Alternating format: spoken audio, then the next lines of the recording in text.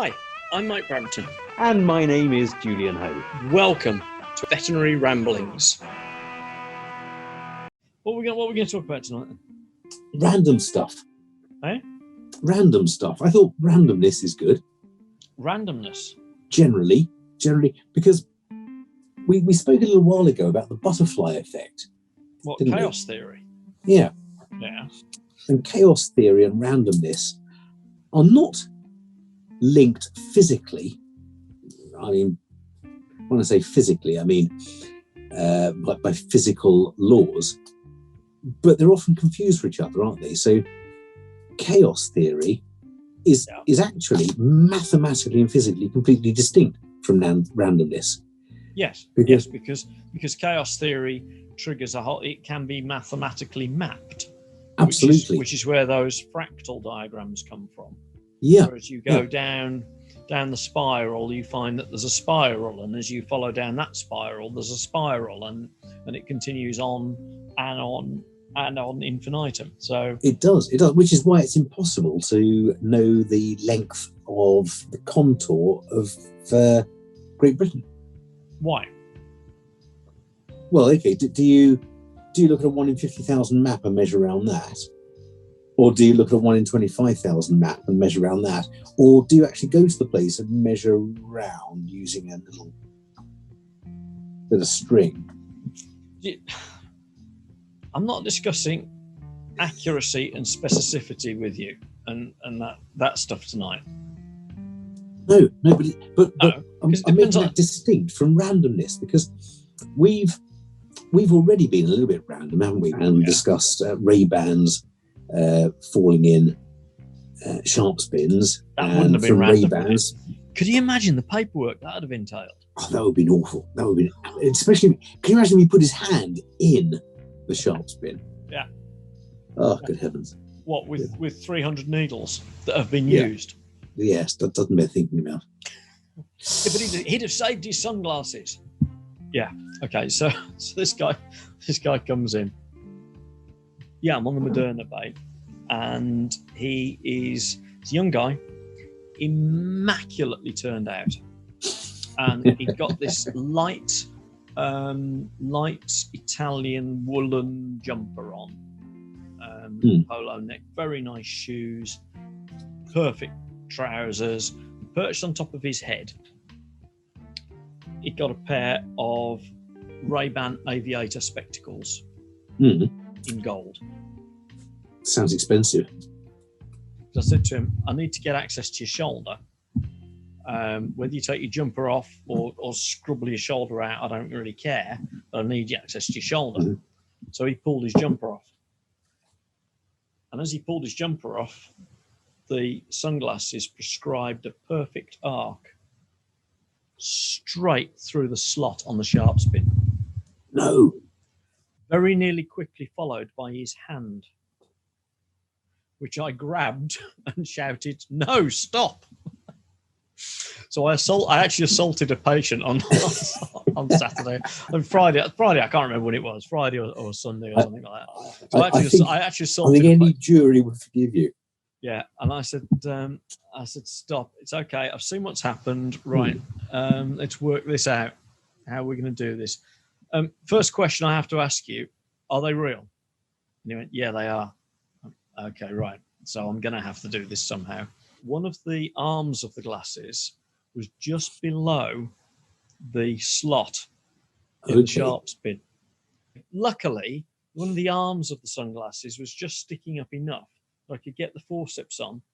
I could manage to work the things out of the sharp spin before I washed them diligently in the Clinell and then put them on the side. And then before he went, I washed them again, and I told him, do not wear those. Wash them when you get home. You can wear them tomorrow. So, yeah. Oh, no. Yeah, I don't know how much are Rayban bloody aviator spectacles.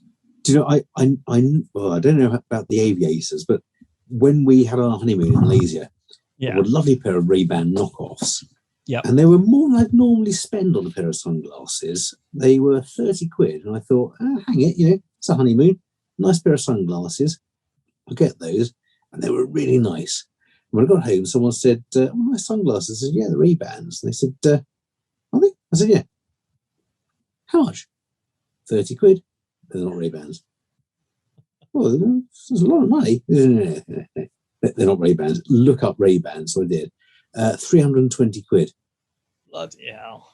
So you got a bargain then.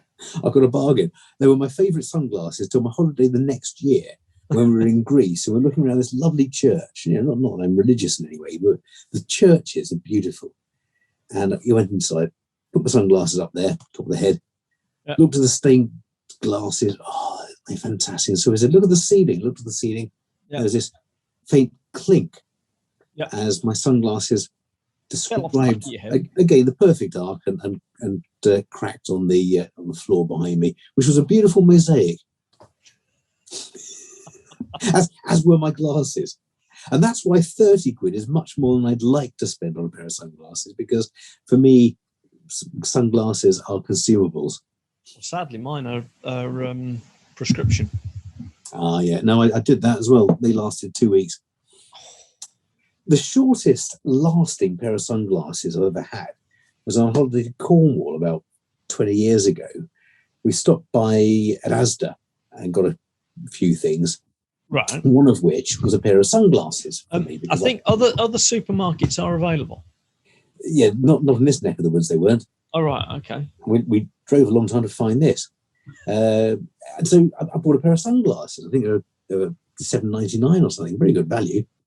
Or they would have been had I had a chance to wear them. But I put them on the dashboard, and this is back in the days where you had flat dashboards that you could put things on. Do you remember those? Yeah. The recesses, you could stick things on. So I stuck them on the dashboard. My friend went round the roundabout going out of the supermarket, and they slid straight out of the window. We couldn't stop straight away. I'm not laughing. Traffic behind us, but we stopped pretty soon after that. And I ran 300 meters back and saw the remains of my sunglasses that by then had been driven over by about 30 cars.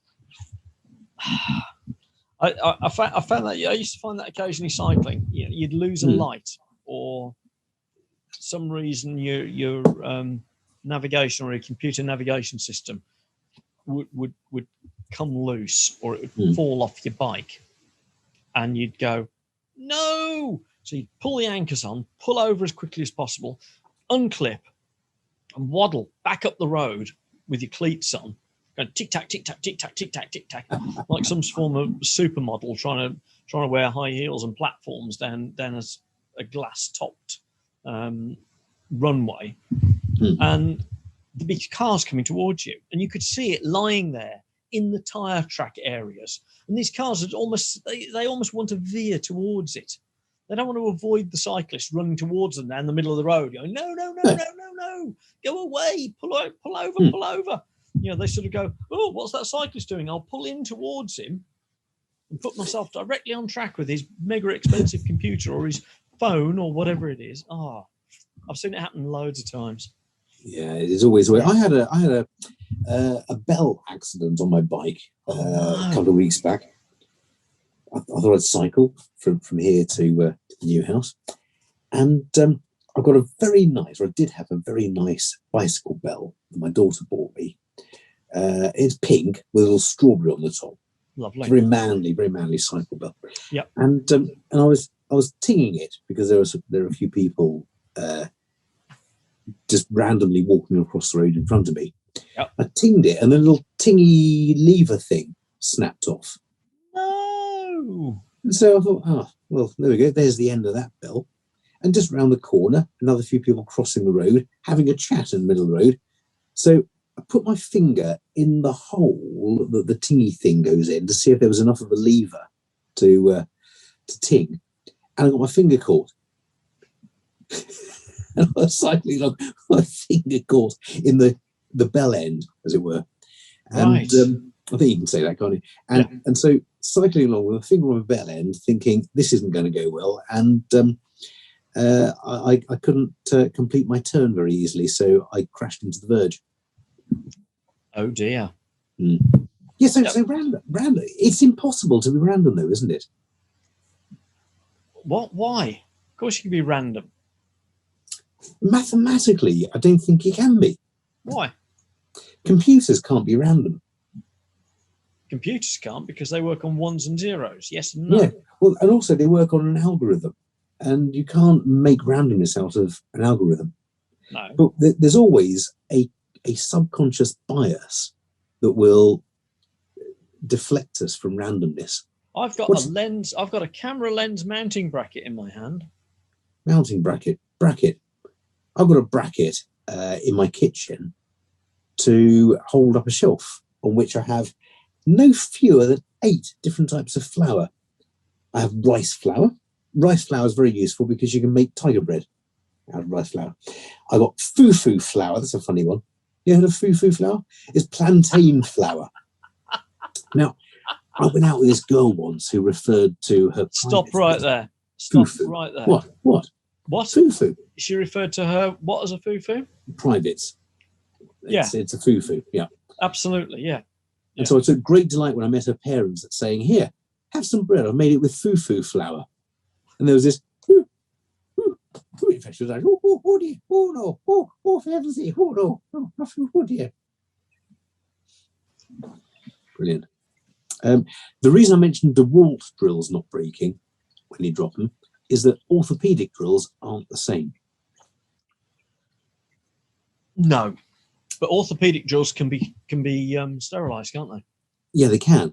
But halfway through an op, when you're concentrating, I'm not saying I did it, when you're concentrating on fixing a femur and you put the drill down and suddenly there's this bang, and you realise that what you put it down on was the slidey bit at the edge of the drape that wasn't covering the table, and it falls.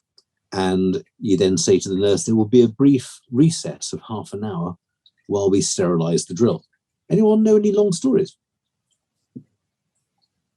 So you sterilised the drill. Did it work? Yeah, it did. It was fine.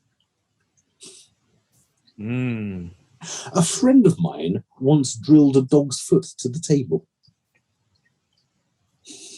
That sounds like the style of drilling that I think a man who has been building my van uses. It's very much so. What was he thinking? He was thinking, let's get this finished quickly. I've got a lunch to go to. And got a really good position on this fracture. Yeah. Drilled down. And I said, hold on, whoa. He said, what? Don't take the drill out. Why not? Because I think you've gone through the table. And we tried it, and we couldn't move the leg. It was stuck. So we thought, okay, what to do? Because if we reverse it, we're going to pull everything from the table up through the wound, right through the middle of the bone. And the pathologist is going to wonder why there's bits of chipboard in the wound. Yeah. So what we did was, I said, we'll drill all the way through. We'll lift the dog's leg up and move it over. And it was absolutely fine. I mean, his table was buggered, but the leg was absolutely fine. Brilliant stuff. Brilliant stuff. So drill all the way through. Take the drill out, the drill bit out of the chuck, and then lift the leg up. Right. Lift the leg up. It worked fine. Do it every time now. I wonder if Andy's got stories that are similar, but he probably wouldn't tell them, would he? Probably not. Yeah. Probably not. We had someone talking about wound infections a few weeks back, didn't we? Did you know that most undetected wound infections, most difficult to treat wound infections are fungal? Right. No, I didn't know that. We talk about MRSA and all the multi-resistant bacteria, but the problem with fungal infections is they take such a long time to develop. And so years later, you see these problems. I've discovered that much as I enjoy it, I probably shouldn't be eating blue cheeses anymore. Interesting you should say that. Yeah. And is that a segue? Is that a nice segue? You were going to mention it. And the thing is, you see, I produced this little... I thought that was just too good to be true. You know, you're talking about fungal infections and introducing an infection or a foreign body into another body, and some of them last a long time. And of course, some of them do last a long time. And actually, I don't know whether it's true about the fungal infections being the most difficult to treat, but it is something we see occasionally. And I saw one a few weeks back. I saw nocardia in a cat. Right. Which is a fungal chest infection.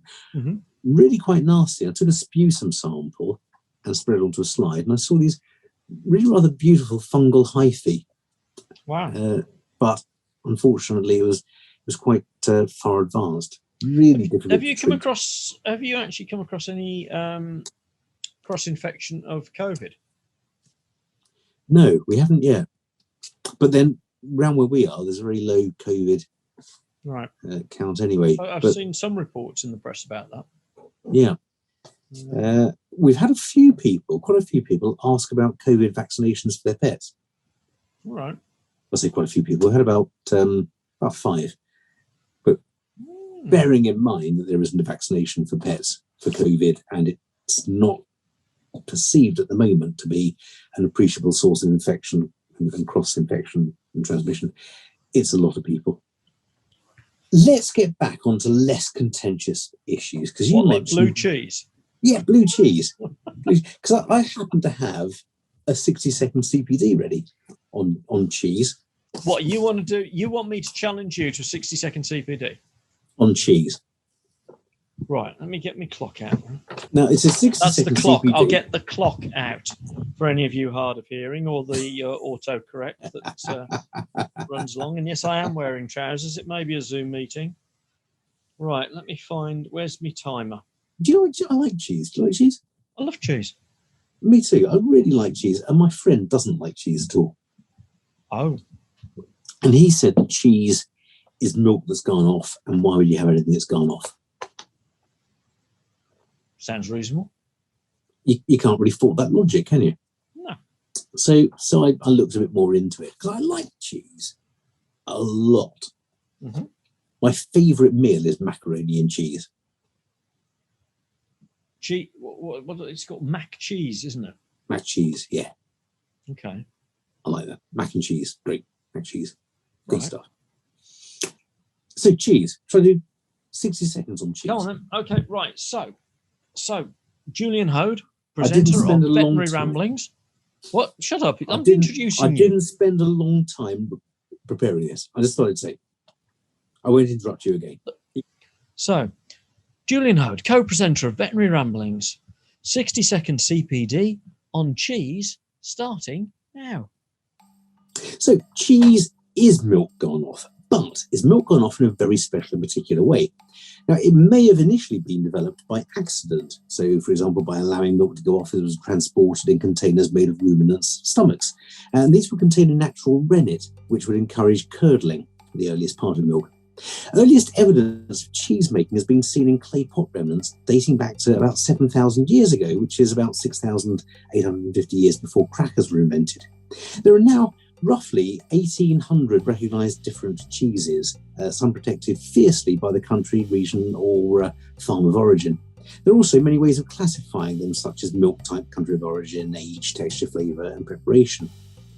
There are about 50 recognised types of blue cheese, although all require the mould Penicillium roquefortii to make them blue. And I might add at the end of this that cheese is my wife's term for my taste in music. There we go. There we go. Cheese is your taste of music. Yeah. I have one of those Google things and I say, okay, Google, play something or other. And whatever I choose... Choosing songs is only available with YouTube Music Premium. Okay, Google, play Mantovani's greatest hits. Hey, how do I switch it off?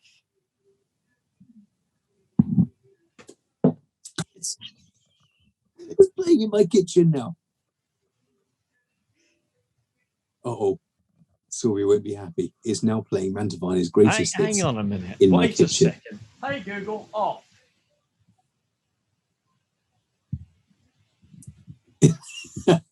How dare you switch my Google on that's sitting in the hallway?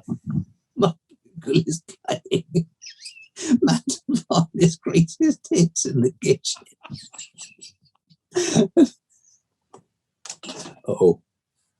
I'm not apologetic. But the fact is, whatever I ask, okay, boom, play, whatever I ask, no matter how good it is, after about 3 or 4 tunes, because it goes into a little algorithm, doesn't it? Yeah. And after about 3 or 4 tunes, it plays what can only be described as cheese. Cheese. So it'll be Acapulco or a bit of Frank Sinatra, something like that, which I like.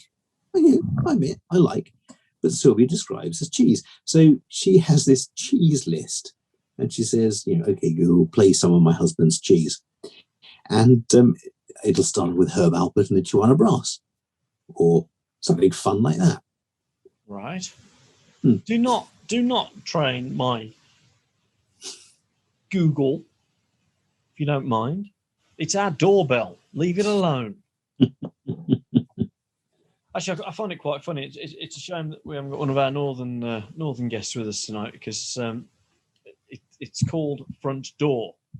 Is the front doorbell. Right. And, so what Google says is there's someone at front door, except she doesn't say it in a Yorkshire accent. Oh, it's a shame, isn't it? There's someone at front door, or someone at front door. Front door, eh? Front door. No, she just up and we better answer that while the next 5 minutes. better add. There's someone at front door. Yeah, I love it. It cracks me up every time. Every time. We've only had it for about a year, and every time it rings, which is probably once a day, there's someone at front door. I think when it's have regional accents. Hey Google, speaking of regional accent. Did she do that? I'm sorry, I don't understand regional accents. Oh, that's a shame. No, I don't know. Now, my whatever it would say, the car satnav talks to me in a really quite suggestive Australian accent, and I like that. It's quite nice. I'll say, "Okay, Google." Oh no, Google's not involved. I can't remember her name is. I just press the button and say, "Take me home," and she'll give me directions. She was to say, "Take the next right," and there'll be a sort of pause. And I imagine that she's thinking of saying, unless you want to turn left and we just sort of canoodle a little bit in the lay-by. But she's a car, so I can't really do that. So she just carries on. Go straight then, whatever, I don't care. You can't make love to me. I'm a car. Just go along and take the next bloody right, whatever. And she sounds a bit wistful. Oh. I used to have a sat-nav with Yoda. Did you? Yeah. The next right you will take. All that sort of stuff. Yeah, Yoda was cool. I wonder if you can still do that. Can you still? I need to ask my sons whether you can still get a sat nav that can talk to you in Yoda. That'd be great, wouldn't it? Yeah. I'm going to look it up. I've just looked it up about sat nav voices. Yeah. And you can get all sorts of sat nav voices and still get them for your Garmin or your TomTom sat nav. So you've got things like Yoda,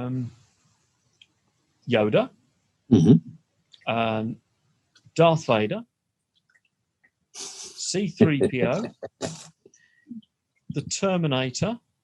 Follow the river rather, Luke. The Simpsons, Mr. T, Bugs Bunny, Daffy Duck, Sylvester the Cat, Wallace and Gromit. Oh, brilliant.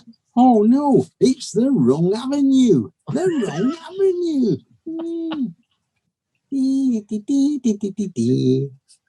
That'd be awesome. Oh, man, I've got to get a sat-nav now. That'd be fantastic, wouldn't it? I need to get a Oh, sat nav Roger in the Moore van. telling me now. Take the right turn. You can get Sean Connery, and you can get Michael Caine. Do you expect to get home by 8:45? No, I expect you to get lost. Michael Caine. You're only supposed to go across the bloody road. Yeah. And Sorry, that was a rough Michael Caine. I do apologise. and all sorts. Hey, I wonder if Boris would do one. Can you imagine that? Can you imagine You're Boris funny. Johnson doing satnav live? I'll get him on. Okay. Get him on. Go and get Boris. Go and get Boris. Let's do satnavs with Boris. Hello, Mike. Hello, BJ. Constituent here. Hello, BJ. You all right, mate? I'm fine. Thanks. Had to cut the honeymoon short because we had a bit of a problem with the decorators. One of the constituents hadn't paid the bill, so awkward. We had to pay for some raw plugs ourselves. And dreadful business. I was talking to Julian before he went off, and you came in, and we were talking about satnavs, and it occurred to me it was a brilliant segue, because you've just given us the pathway, the roadmap out of COVID. Was completely clear, very clear. We're sticking to it. So completely, I was just wondering 100%. Yeah. So I was wondering if you could direct me to the local shops. Yes, of course. It's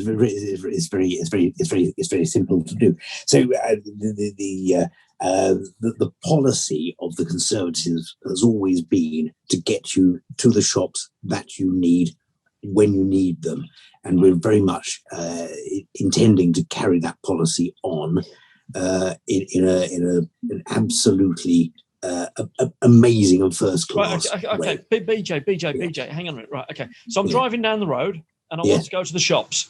Take it from there. Take it from there. Yeah, well, the shops are all open. They're able to function well because of the policies that the Conservative Party. And I've reached a T-junction.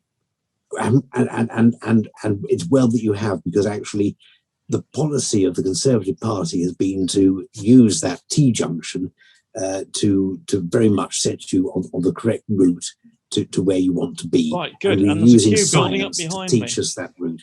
And there will be. There's nothing we can do. There's nothing we can do about that queue. Let me just say, I want to finish. There's nothing we can do about that queue other than say that by following the policies that we've laid down. BJ, do I turn left or right? Well, absolutely. Absolutely, and I would do it as soon as you can, but probably not before June the 21st. Left or when right? We're still waiting on. I can't answer that question without actually following the advice of the scientific advisors, because it would be foolish to do so at the moment. But could I just say that actually we've always adhered to the policies we put forward. I want to go to the shops, BJ. Do I turn left or right? Yes, I would, as do we all. And you can the policy of the Conservatives at the moment, which, let's face it, has been an earth-shattering world record policy, because we've adhered to absolutely everything we said, and so. But BJ, listen. Do I turn left or do I turn right? Well, I'm very grateful that you've asked me that question, because it's a very important question to many of the voters, the public. And the answer there is that actually the path we're following is the one we've always set out to follow. Left or right? Yes, I hope that helps. I'm sorry, we've got no time for any further questions. Carrie's calling. I've got to change a bloody baby's nappy again. Come in, Carrie, darling. Mrs. Bye, Johnson. BJ. Yes, bye. Yes, bye, BJ. Bye. Oh, yes, bye. Yeah. Bloody hell. Well, there we go. He helped, I think, didn't he? No. Well, he said that we should follow the policy and what. I want to know whether I turn left or right. Do I turn left or do I turn right? Did he not say? I wasn't really listening. Well, he was supposed to be. I asked him if we were talking about satnavs, and I told him what we were doing. And I said, I'm driving down the road. I've come to a T-junction. Do I turn left or right? I don't think Boris is any good as a satnav, is he? Well, I think he's well. Or indeed as anything, is he? I mean, let's face it. I don't know. Have we found anything? I mean, okay, he knows a bit about Rome, but Anything else? Interior decorating? Probably not either. No, he doesn't know anything about interior decorating. No. I don't think Margaret Thatcher would have been any good as a sat-nav, would she? Imagine going past the turn-off, and you say to your sat-nav, should I turn back? No, this lady's not for turning. Absolutely. Go straight on, straight. Absolutely. Yeah. You'd probably get there. It might not be the way you wanted to get there, and it might not be the place you wanted to get to, but you'd have probably got there. And you probably not recognise it when you get there. Nah, probably not. Probably not. But yeah. God, that's taking me back. Trips down memory lane. Yeah. Well, when you can get the right directions down memory lane. One of the early days. Be able to find my way to memory lane. No. I don't know. One of the early days of satnav, Sylvia and I were driving back from somewhere or other near the New Forest, and we followed satnav, and it took us down this odd route to avoid traffic, and we ended up going down this unmade track, and I had to get out and spent half an hour moving this tree that had fallen, and then made it the other way down this one-way track, and then had to go from 0 to 70 in very few seconds because it joined the dual carriageway. At 90 degrees. At 90 degrees. I couldn't turn because there was this tree in the way. Yeah, those were the days, weren't they? I think some of the trucks had a lot of problems, didn't they, before they had truck-safe sat-navs. I think they did, yeah. Yeah, I don't know. Not good. I've got a CPD certificate. I was just about to say, have we got a CPD certificate for tonight then? We have. Come on, then. That's it. What have you manipulated me into saying all evening? So, well, here we go. Here's a certificate of randomness. Right. And it says, this certifies that our kind listener has put up with another night of randomness, and it serves you right. So we didn't talk about Guinness. No, we did. I mentioned Guinness in the pints of beer that we used to be able to have at pubs. Go on, then. There we go. Go on, work your way through it. Well, there's tiger bread. So I mentioned rice flour. You did. And there's still, I mentioned blue cheese. I'm glad you haven't got a picture of my dog's foo-foo on there. and there's a cuttlefish. I mentioned that with the polarized sunglasses. And the orthopedic drill, there's a fracture repair there. What do you need me for, Julian? what do you need me for? You're the only thing that grounds me on these nights. I think we did okay. I think we did all right. I don't think we should congratulate ourselves yet, if you don't mind. We haven't had a joke. It was Zen ramblings. The joke's very quiet tonight.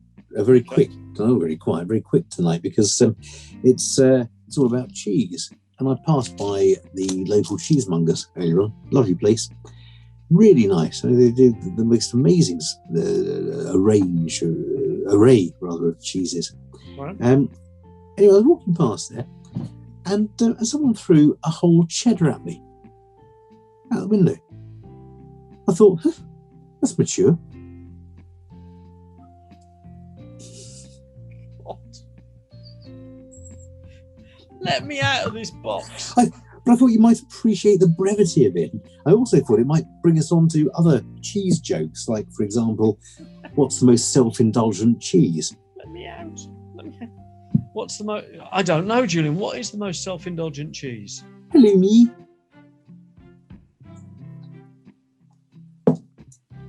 What cheese do you use to capture bears? I don't know, Julian. What cheese do you use to capture bears? Come on, bear. Good, okay. There was an explosion at a French cheese factory recently. What's that? Debris was everywhere. Debris.